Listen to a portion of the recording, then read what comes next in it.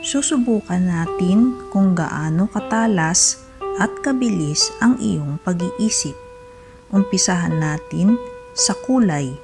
Sabihin kung anong kulay ang nakikita at huwag basahin ang nakasulat. Umpisahan na natin.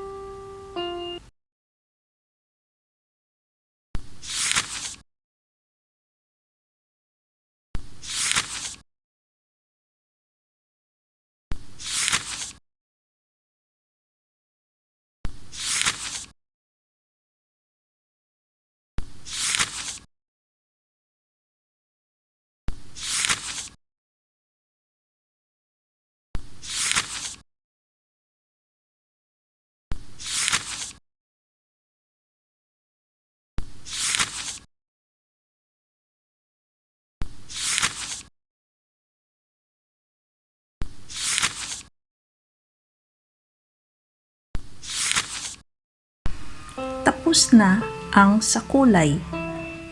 Sana'y marami kang nasagot na tama. Isusunod naman natin ang mga klase ng prutas. Sabihin kung anong klase ng prutas ang nasa larawan. Hindi ang nakasulat at hindi ang narinig. Isipin at sabihin ang nasa larawan.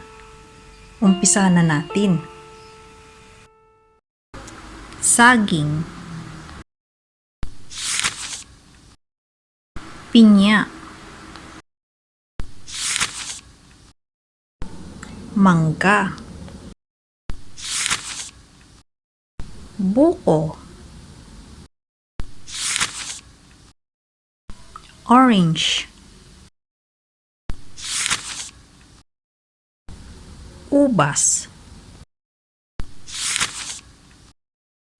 santol, mansanas, bayabas, pinya,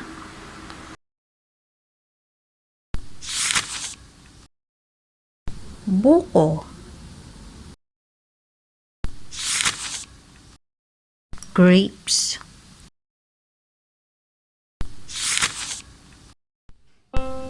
tapos na. Mag-level up naman tayo. Kung ang background ay nagkulay itim, sabihin kung anong kulay ang nasa larawan.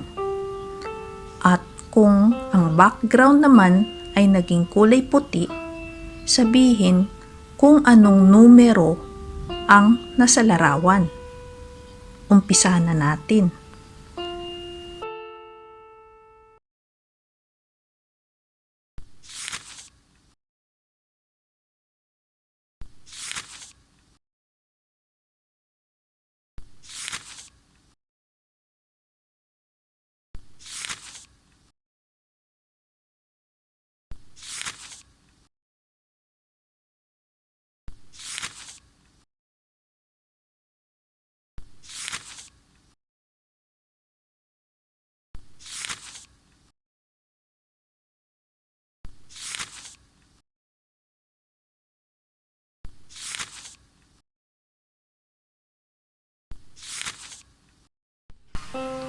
Mas mabilis ba ang isip mo kesa sa naririnig at nakikita?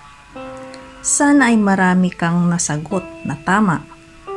Tandaan, ang lahat ng nababasa at naririnig sa ating paligid ay maaaring hindi totoo. Isipin at araling mabuti bago maniwala.